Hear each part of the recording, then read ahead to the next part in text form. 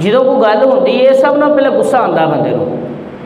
गुस्सा आने तो बाद दिल दे विच वो जो कर कुछ नहीं ना सकता फिर बुग्ज पै जाता है।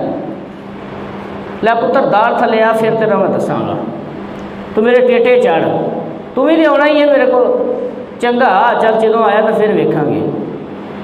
यानी कि वो दिल दे विच उन्हें गल्लां रख लईयां किसी तरह भी, वो रिश्तेदारी के मामलात होण, वो कारोबारी मसाइल होण या फिर वो मुआशी मसाइल होण, वो सिर्फ गुफ्तगू की हद तक होवे, लेकिन किसी तरह भी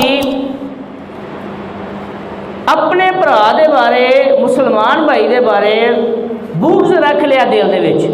हुण वो बुग्ज का जिहड़ा नतीजा ना वो हसद की सूरत दे विच निकलदा है। फिर हसद तो दीगर गुनाह होंदे ने। गुस्सा, गुस्से की सब ना पहले पोजीशन यह होंदी है कि तुसीं गुस्सा अगले दे उत्ते उतार दिओ, गालां कढ लो, उन्होंने मार लवो, उहदे नाल किसी तरह का भी कोई इंतकामी कार्रवाई कर लो, कोई भी होवे। उहदे करन तो बाद तुसीं अपना गुस्सा उतार लो या उस गुस्से को पी जाओ ते अल्लाह वास्ते तुसीं सुलह कर लो, गुस्सा खत्म हो गया। लेकिन उस गुस्से को दिल दे विच रख लिया तुसीं। अच्छा, अगली गल करन तो पहले नबी पाक सल्लल्लाहु तआला अलैहि वसल्लम का फरमान सुनो। नबी करीम रऊफ़ुर रहीम सल्लल्लाहु तआला अलैहि वसल्लम ने इरशाद फरमाया कि कल बरोज़े क़यामत, हदीस पाक का मफ़हूम है, कल बरोज़े क़यामत चंद लोग वो उठणगे जिन्हां दी तादाद हज़ारां दे विच होवेगी, जिन्हां वास्ते मुनादी निदा करेगा कि वो बंदे खड़े हो जान जिन्हां दा हक अल्लाह पाक दे उत्ते वाजिब है। आखिया कि हज़ारां लोग खड़े हो जाएंगे तो उन्होंने बिला हिसाब किताब जन्नत से दाखिल कर दिता जाएगा। पूछने वाला पूछेगा कि ये कौन लोग ने कि जेड़े बिला हिसाब किताब ही जन्नत से चले गए ने? तो दसने वाला दसेगा ये वो लोग ने कि जेड़े हक ते भी रह के लड़ाई छड़ देंदे सन। हक ते सन तो कहते आ जा यार सुलह कर लै, गल बह के निबेड़ लेने, लड़न च फायदा कोई नहीं, इज्जत तेरी भी नहीं रहनी मेरी भी नहीं, गल किसी बंदे ला लेने।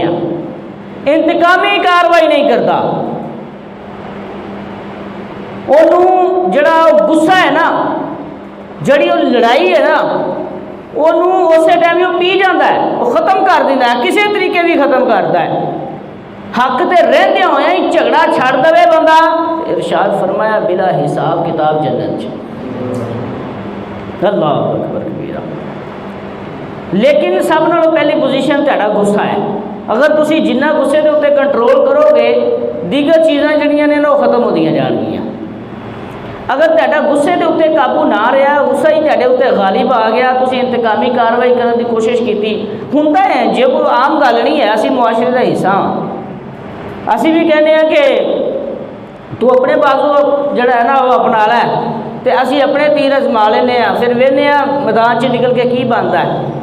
ठीक है, वो अपने जड़ा ना तलक वाले बंदे बुलाता है, तो यह अपने तलक वाले बंदे बुलाता है, फिर आखिर जड़ा नुकसान होता है ना वो रिश्ता टुटन की वजह तो होता है।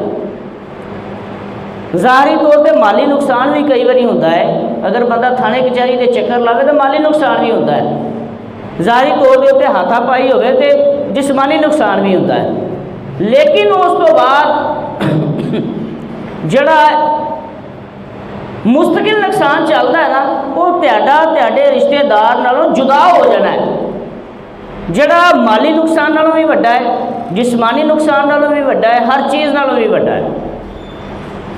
क्योंकि सानू हुक्म दिता गया कि असी एक दूसरे के नाल भाईचारे के मामलात रखिए, एक दूसरे के नाल कतई ताल्लुकी ना करिए, असी एक दूसरे के नाल मिल जुल के रहिए, एक दूसरे दी खतावां माफ़ करिए।